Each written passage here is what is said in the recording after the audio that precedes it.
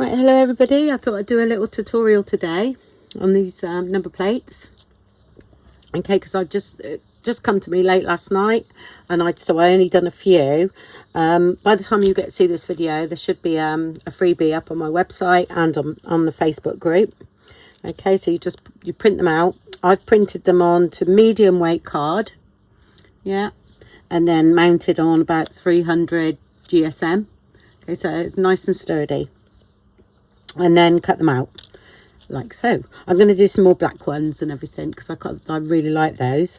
I had a problem with the colour because I didn't want the start white. I think antique linen would have been really good. Okay, I think I got it there, but I didn't have any, so I done it with brushed corduroy. Yeah, and the first couple I done was a little bit too dark. Still okay, don't get me wrong, still fine, but I prefer that sort of tone. Yeah, so I just experimented with the brush.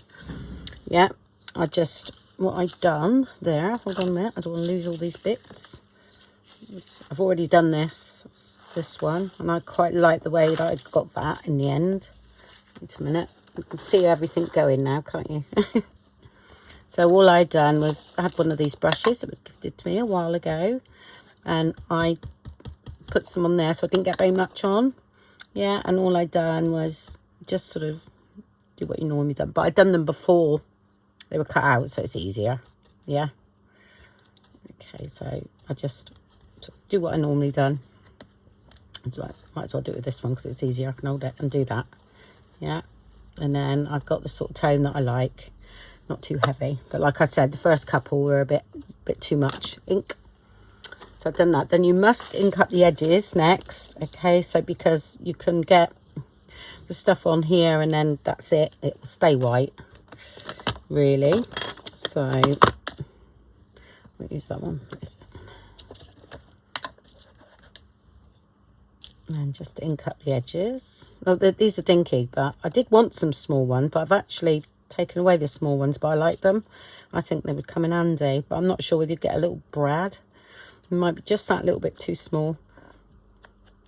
Anyway, we'll see. So I might just come down a little bit bigger than that, but smaller than that. That's why I printed them out quick before I'd done a load, because I thought I can alter the size a bit then. Okay.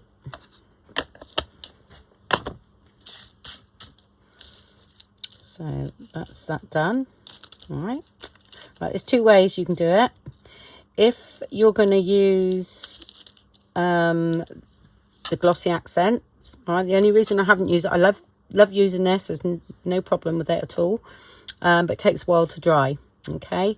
But if you're going to use it, I suggest you use it before you cut them out, to be honest, because it's just easier rather than trying to fiddle with tiny little bits and then you might get fingerprints on. You just do a load, you know, or do one strip at the top and then cut them out after once they're dry. Yeah. I'm going to use this one.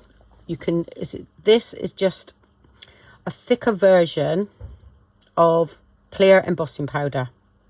Okay. Instead of using, say, 5 or 6 layers to achieve this, I use 3. It's you know, it does exactly the same thing, but if you've got clear embossing powder, that's fine. Just do a few more layers. Yeah. Right, let's get those out of the way. And then just clean the bits off of here. Now, the only thing I have to be careful of is blowing the powder around, because I don't put it away every time. Oh, let's put that one there. Right. Let's just get all those bits off. Okay. So I tend to, all right, tip it in here. Okay. But I move that over to here, and then I'll use the heat tool here, heat gun here. Actually, put those over there so I don't lose them. Yeah, I'll put that away. There.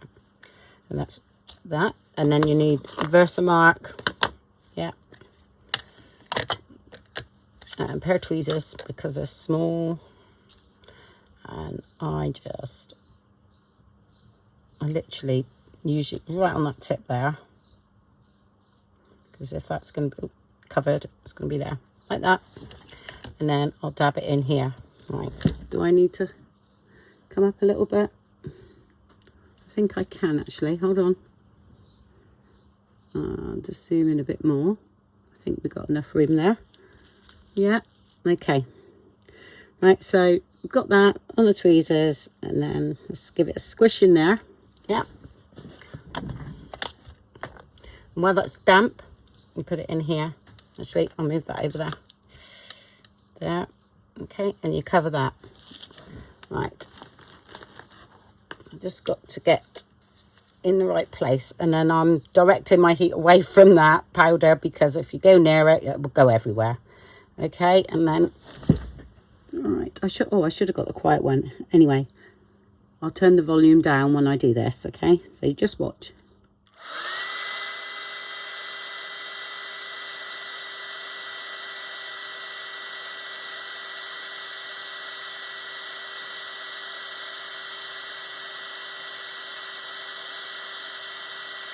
Okay, when it's all melted, yeah, you dip it back in the powder while it's still nice and warm. Yeah, and you've got another layer on there. So we do it again.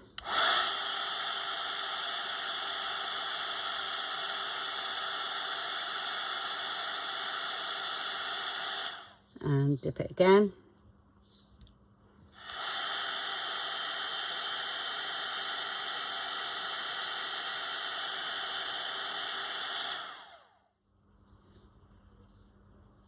Just check that. I'm just get rid of that bit at the side there. Okay, right. If you happen from now, and you're putting it down, if you happen to stick your finger in or anything like that, you can reheat it. Okay, like if it's still a bit warm and I sort of mess it up, okay, then I can just go back. Well, that's actually cold now, but if you get a nice indentation of your thumbprint or anything like that, just rewarm again and it goes all nice and shiny. Oh, here we go. All right, so I'll go ahead and do more of them, and then you can I'll just turn off the sound and then you can just watch. Okay.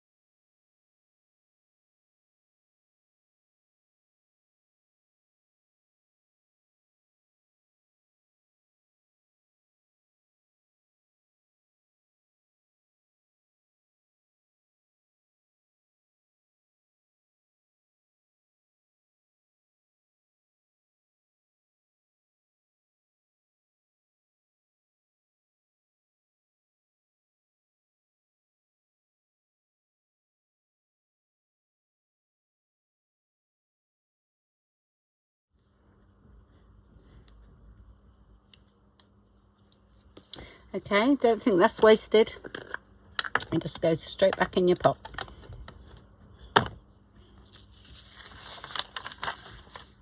This is something I've had for about 20 years as well. I used to do a lot of embossing years ago. Well, that's how we used to make all our embellishments and things, because, you know, there wasn't, you know, like these sort of things around, embellishments and all that. So we used to have to make them. Oh, here we go.